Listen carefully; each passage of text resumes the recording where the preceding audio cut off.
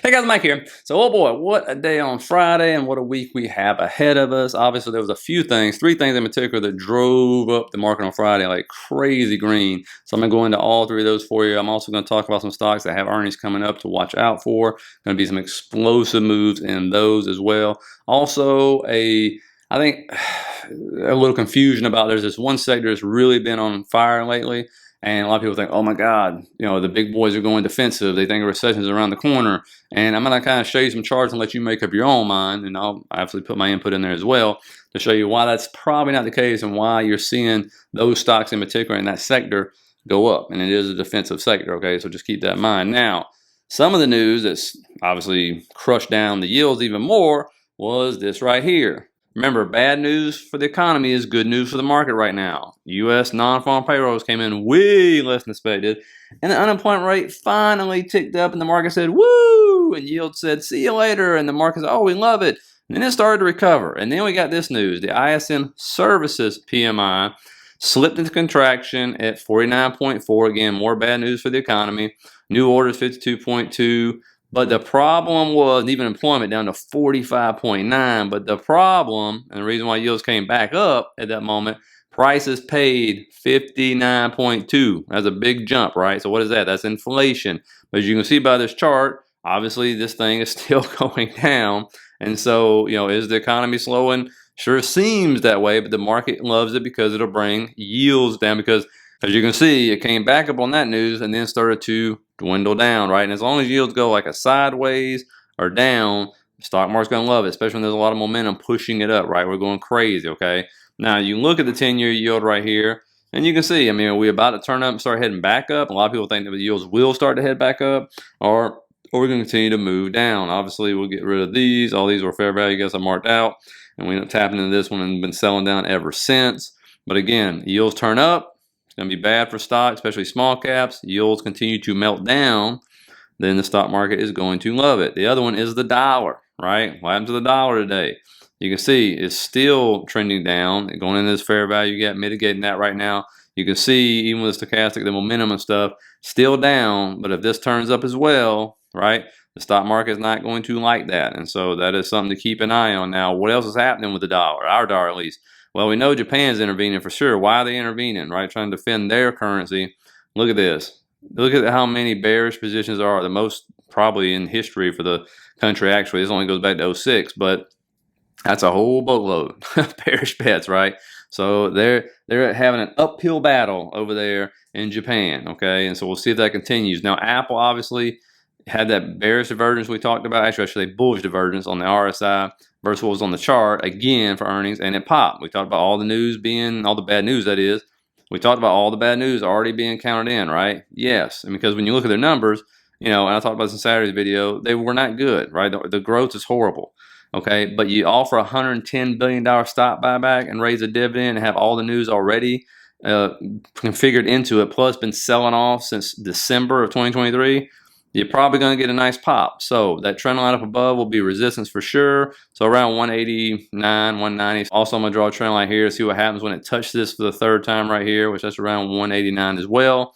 So we'll see if this holds its gains, unlike Microsoft and Google and a lot of the rest of them. Now, when we look here, what do we talk about the S&P? All that mattered was going to be that 50 moving average, okay?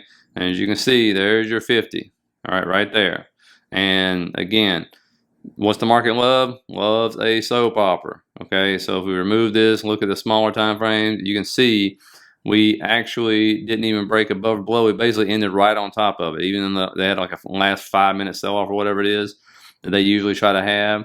And I'm actually going to, let me go in here. I'm going to change, you can't hardly see that. So I'm going to go in and change the color so you can see what I'm talking about here. Let's change it to like a yellow, green, whatever color this is. It's bright for you. And so now you can at least see it. So when you look at this, now you can see it coming across, and we ended up literally right on top of it.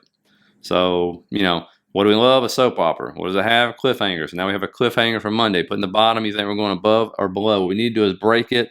Retest be nice to get that bounce, right? If we get rejected again, obviously we can come down, close that gap we left in place right there. And we're back in this channel, as you see, and we ended up basically almost dead in the middle of the weekly expected move. We got below it, popped back above it. So once again, last week's weekly expected move, it worked out well. About 70% of the time, the indexes will end up in that. What else do we have here? You can see what's crazy. We're only down 2.5%, guys, which is just nuts, right? You think people think we're down way more than that. 2.5%. That's it. We think we went down 5.75% total. But you know, when you look at this right here, what is that? That's a higher high, right? Because we eclipsed that one right there. It's barely got above it, but it did close above it. Okay, and so again, if this starts to sell back down, it has room to run. I think it's like maybe 2.5, almost 3% before it breaks that lower low right there, that lower high that it actually set right there. And so as long as you don't break that, you know, it's good to go. Okay, so we got room. So we'll see what they're going to do with this next week. Again, we'll talk about why it's going to be different next week than it is this week. IWM, big move up, right? 7% in a very short amount of time for this one. What did it also stop at? Here's the cliffhanger, the 50 moving average. It was above it when it exploded this morning, sold back off. Was very surprised it didn't do better than the QQQ. But again, there's stocks we talked about, right? In order for the QQQ or even the SPY, S&P to sell down, you have to have those MAG 5, 6, 7, whatever number you want to put in there, and the semiconductor stocks. All of them just exploded, right? And so when these go, because of those weights, you can forget about it. That's why you see numbers like this, right? 2% days on the QQQ and stuff, which is just massive.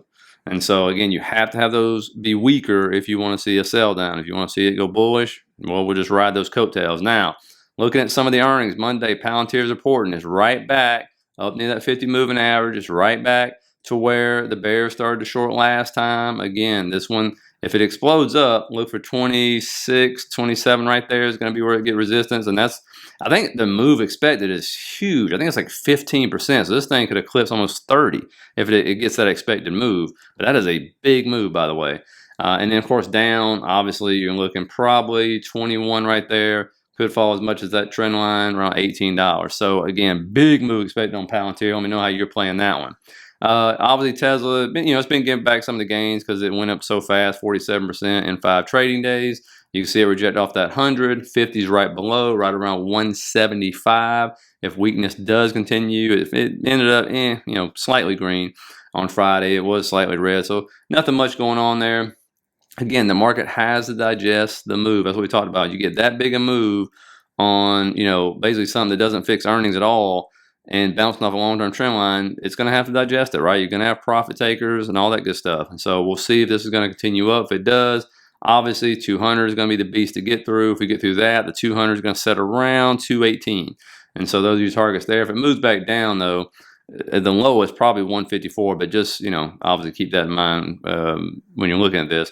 But you can see that shaded area, I'm going to take all this away that we talked about, would show a support around 158 right there. Remember how it kept bouncing, and then we got the explosion up from there. And so watch that one as well. Be really good support for it, I do believe.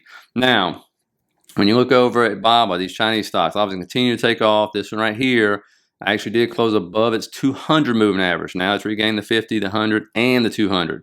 All right. Now, the other thing to look at here, we pull up the stochastic RSI. When we pull up the stochastic RSI, you can see, I mean, the momentum's definitely shifting this one, but what else? Is that like a mini stage 1 down there? This is a big thing to think about, okay? Because this is big. If you go into stage 2, okay, that's when you start to see money flow into these things. I'm going to show you some other stocks that this happened to, and you can see how the money flowed in. Again, this stock has been wrecked, decimated, and left for dead, whatever it is. But you break a trend line like that, you explode higher. Again, you got to get into stage 2. Is this, you know, going to be considered stage 2? We need a little more to find out. Okay, as you can see, multiple rejections. Oh, it broke above, failed to retest. Personally, I think you need a successful retest on this and start getting way more days behind it to, you know, include this in a stage 2. Okay, but if it does, you will see money start to absolutely flow into this, and I'll show you exactly what I am talking about. Before I do that, look at Bidu, right?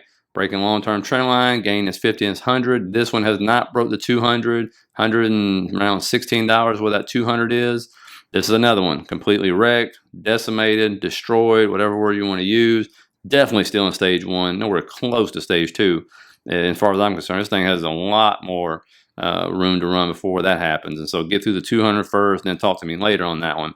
But again, I know a lot of people playing options on that one. Now, looking at stage 2, we just talked about Palantir, right? It was stuck down here. And stage 1 can go on for a year, 2 years. You've seen this was basically over a year in Palantir. And it kept trying to break above, kept failing, and finally retested and just took off. And as soon as it really broke around $14 right there, you started seeing money just flow into this thing, right? And so that right there, it can be a stage 2, right? It's when you get your most gains in stage 2, right? Stage 3 is going to be at the top where we start setting up for distribution. Stage 4 is the crash.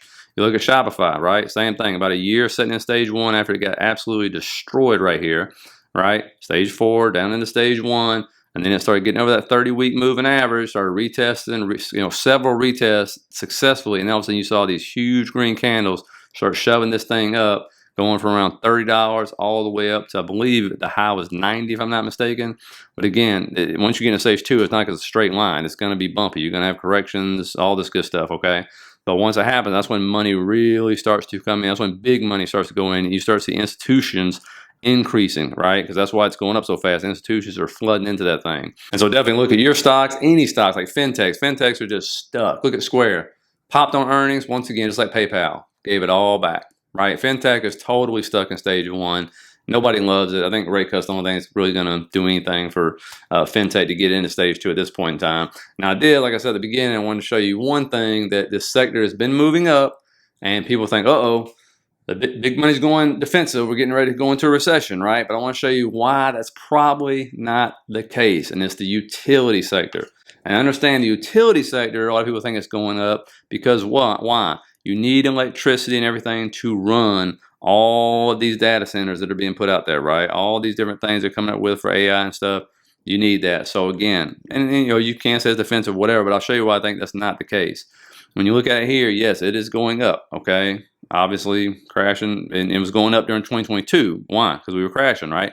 When things look bad, this is a defensive sector. Healthcare, consumer staples, and utilities. See what I'm talking about? Rode it right up into the recession. Now, when the recession hits, it's going to tank like everything else. But see how they rode it up into the recession? Now, let's do this. Let's bring in consumer discretionary. These are the Rolex watches, the things you do not need, you can live without. Look at the dot-com bubble. They sold consumer discretionary way down and went to utilities, okay?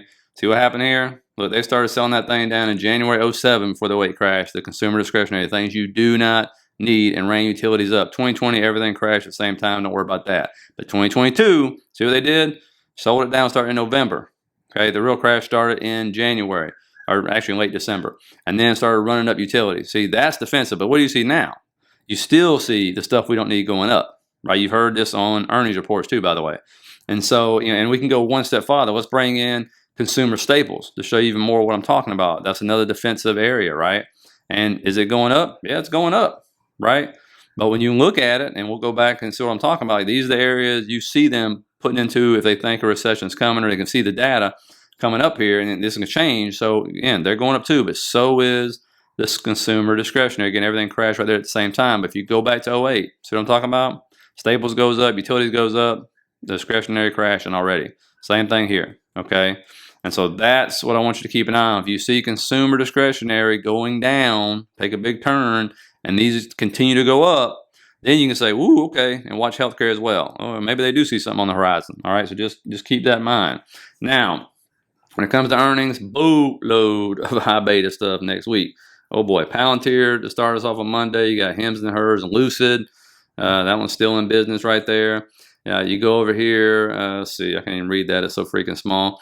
You go over here to Tuesday, Walt Disney, Celsius, Datadog, Crocs, Nikola's still in business, believe it or not. BP Oil is going to be reporting.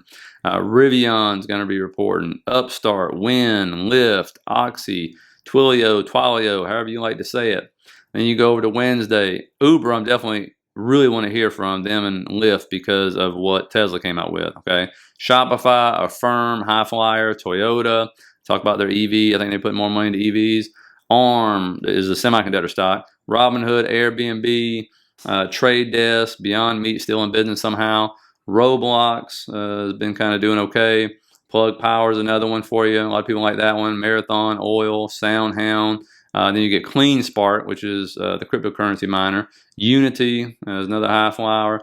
And then you look at Friday, I don't see anything going on there. But here's the one thing that's different about next week. Red folder news, almost non-existent. Doesn't happen until Thursday. You got some bond auctions coming on, as you can see right there. A lot of FOMC members are going to run their mouth next week. What is the story they are going to be telling? What have they been told to say? Okay, because they usually try to get the story straight and say, what are we talking about? Rate cuts, liquidity for the bond market, like what are they seeing? And you can get some stuff in this. Some guys are more hawkish than others. And so we'll see how that goes and stuff. Again, they do vote independently, supposedly. So, we'll see how it goes. But next week, the market is going to really have to support itself, right? So if it's going up, it's really going up on no mega cap earnings because NVIDIA doesn't report for a couple weeks. And that's the one everybody's really waiting on, right? And no kind of crazy economic data, right? That should drive yields down or up or anything else, as you can see on there. The bond, obviously, the 10 and 30, I mean, if those don't go well, you can either see yields spike or drop. But again, we'll see how it goes and stuff, because I still can't figure out why anybody's buying 30-year, especially when you just buy a shorter-term bond for almost the same rate, if not higher, right? I mean, so anyway, just putting that stuff out there to you. It's going to be a nice, fun week. We'll see how volatility is. I don't expect it to be anywhere near as much as it was last week. Obviously, that was just probably some of the most read forward news and crazy events that was going on, and earnings and everything else that we've had in a while. So anyway, hope you guys got something out of it. Hit that like and subscribe button if you did. I really appreciate you guys. Feel free to sign up for the membership and stuff like that. If you like a morning news brief that's filled full of all good stuff, members videos, Discord and stuff. Appreciate all your support, and have a good one.